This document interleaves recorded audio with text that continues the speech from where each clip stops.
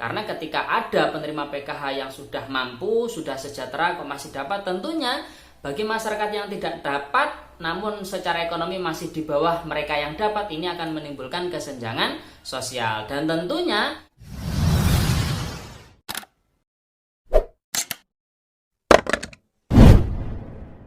halo guys, assalamualaikum warahmatullahi wabarakatuh. Kembali lagi di channel saya Diari PKH. Sahabat YouTube, bagaimana kabarnya hari ini? Semoga sahabat YouTube semua dalam keadaan sehat, tambah rizkinya, dan tentunya semakin sukses. Pada kesempatan kali ini, saya akan menginformasikan kepada sahabat YouTube semua tentang siap-siap tahun 2021 adalah tahun graduasi. 4 golongan penerima PKH ini berpotensi tergraduasi, sahabat YouTube. Kira-kira 4 golongan ini apa saja ya? Apakah Anda termasuk ke 4 golongan ini? Daripada penasaran, simak terus videonya, jangan di skip supaya tidak menimbulkan gagal paham. Bagi yang baru gabung dan baru kenal dengan channel Diari PKH, saya ucapkan selamat datang dan terima kasih banyak. Saya mohon bantuannya kepada sahabat YouTube semua untuk terus mendukung channel Diari PKH dengan cara like, share, komen, dan tentunya silakan di subscribe channelnya, aktifkan notifikasi loncengnya supaya sahabat YouTube semua mendapatkan pemberitahuan di video-video saya yang terbaru. Dan silakan di-share ke grup-grup media sosial sahabat YouTube semua apabila video kali ini bermanfaat. Oke sahabat YouTube, langsung saja saya akan melanjutkan informasinya tentang siap-siap tahun 2021 adalah tahun graduasi sahabat YouTube. 4 golongan penerima PKH ini berpotensi tergraduasi dari kepesertaan PKH-nya sahabat YouTube. Kita ketahui bersama bahwasanya Kementerian Sosial Republik Indonesia telah menetapkan di tahun 2020 ini peningkatan target graduasi keluarga penerima manfaat PKH yang awalnya pada tahun 2020 kemarin targetnya itu adalah 10% dan pada tahun 2021 ini targetnya dinaikkan menjadi 30% keluarga penerima manfaat yang graduasi di tahun 2021 ini sahabat YouTube. Tentunya ini harus kita pahami bersama bahwasanya PKH itu adalah bantuan bersyarat dari pemerintah melalui Kementerian Sosial Republik Indonesia yang tentunya tidak semua keluarga penerima manfaat PKH ini akan terus mendapatkan bantuan ini. Karena mengingat bantuan ini ya bersyarat, ketika syaratnya sudah tidak ada maka keluarga penerima manfaat tersebut akan keluar dari kepesertaan PKH atau yang namanya graduasi, sahabat YouTube. Oke, di sini saya mengutip dari Juknis atau petunjuk teknis proses graduasi keluarga penerima manfaat PKH pada tahun 2020 kemarin. Oke, sahabat YouTube, tujuan graduasi itu apa sih? Oke, di sini ada 4 tujuan graduasi. Yang pertama adalah mendukung upaya percepatan pengentasan kemiskinan yang sejalan dengan tujuan PKH. Itu yang pertama. Kemudian yang kedua, memastikan penerima bantuan sosial PKH tepat sasaran. Sehingga di sini perlu dipahami bagi masyarakat luas yang mengetahui penerima PKH itu tidak layak, maksudnya tidak layak ini mungkin sudah sejahtera, maka bisa dilaporkan ke pendamping PKH untuk digraduasi, sahabat YouTube.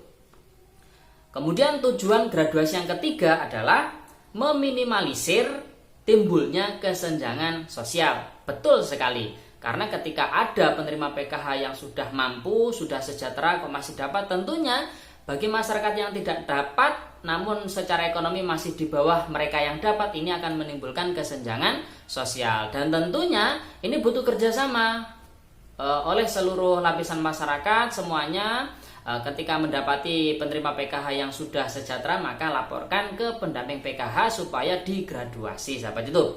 Kemudian tujuan graduasi yang keempat adalah mewujudkan rasa keadilan sosial. Benar, biar semuanya adil ya sahabat itu. Oke, graduasi atau keluarnya penerima PKH dari kepesertaan PKH atau keluar dari program PKH ini ada 2 macam sahabat YouTube. Ada 2 jenis graduasi. Oke, graduasi yang pertama ada namanya graduasi alamiah. Adalah berakhirnya kepesertaan dikarenakan kondisi KPM PKH sudah tidak terpenuhinya kriteria kepesertaan. Contoh, yang pertama, tidak memiliki pengurus kepesertaan. Misalnya ayah ibunya sudah meninggal, dalam satu kakak si anak ini sendirian sahabat YouTube. Nah ini sudah tidak bisa karena sudah tidak memiliki pengurus. Jadi PKH itu ada pengurus, ada yang diurus sahabat YouTube. Makanya kasus lansia tunggal ini terjadi seperti ini. Jadi tidak mungkin lansia tunggal itu bisa mengurus dirinya sendiri, padahal dia aja untuk memenuhi kebutuhan sehari-hari dia kesulitan. Jadi harus ada yang mengurus. Maka dalam satu kakak lansia ini harus ada yang mendampingi, entah itu anaknya atau suaminya, itu baru bisa masuk PKH sahabat YouTube.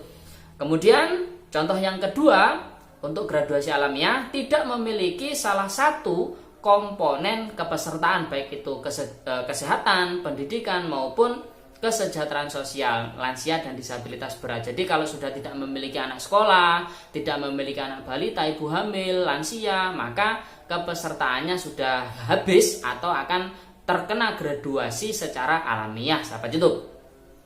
Kemudian jenis graduasi yang kedua ada namanya graduasi sejahtera mandiri atau graduasi mandiri sejahtera sahabat YouTube. Maksudnya apa?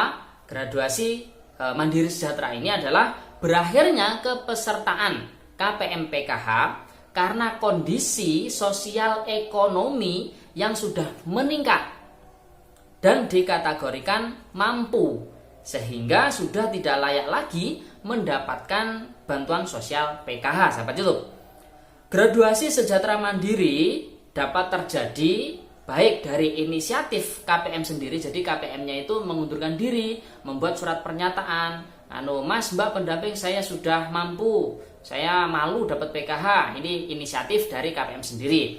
Bisa juga berasal dari dorongan dari pendamping sosial atau pihak lainnya. Jadi pendamping sosial ketika melakukan pendampingan, melakukan motivasi, si KPM ini hatinya tergerak, akhirnya graduasi sahabat YouTube.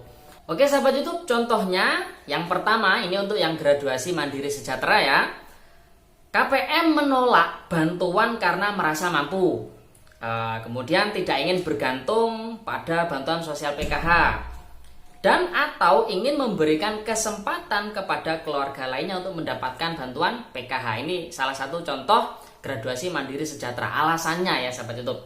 Kemudian contoh yang kedua, graduasi mandiri sejahtera itu KPM mengalami perubahan status ekonomi menjadi sejahtera karena mendapat pekerjaan dengan penghasilan yang lebih baik, termasuk sebagai pegawai PNS sahabat YouTube ya, aparatur sipil negara atau ASN.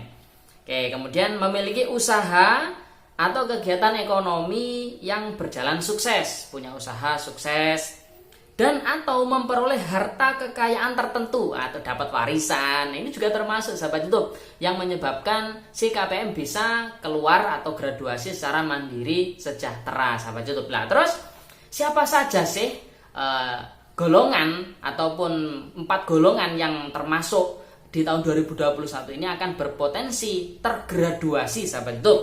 Oke, berdasarkan juknis dari proses graduasi tahun 2020 ini, ada 4 golongan penerima manfaat PKH yang berpotensi tergraduasi bantuannya. Yang pertama adalah tidak memiliki komponen PKH. Sudah jelas, kalau tidak memiliki komponen PKH, ya harus keluar karena bantuan PKH itu adalah bantuan bersyarat.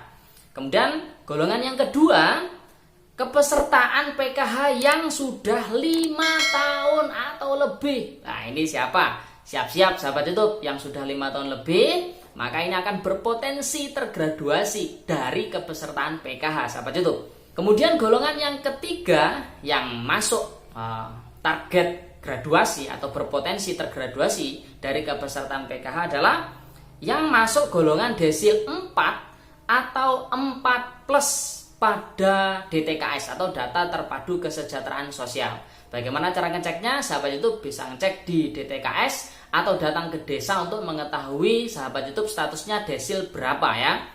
Yang bisa masuk PKH itu desil 1 sampai dengan desil 3. Kalau desil 4 dan 4+4+ itu artinya desil 5, 6, 7, 8, 9 sampai desil 10 itu sudah masuk kelompok sejahtera sahabat YouTube.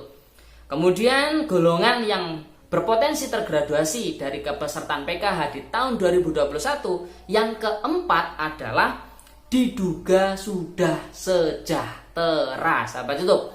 Nah, terus bagaimana cara mengetahui indikator kesejahteraan seorang keluarga penerima manfaat PKH? Di sini sudah ada 3 indikator bahwasanya keluarga penerima manfaat PKH tersebut sudah sejahtera, sahabat YouTube. Indikator yang pertama masuk klaster desil 4 atau 4+ pada DTKS-nya, sahabat YouTube. Indikator kedua adalah kemampuan daya beli anggota keluarga dari KPM PKH tersebut lebih tinggi dibandingkan dengan garis kemiskinan di setiap kabupaten atau kota sesuai penetapan Badan Pusat Statistik Nasional, sahabat YouTube.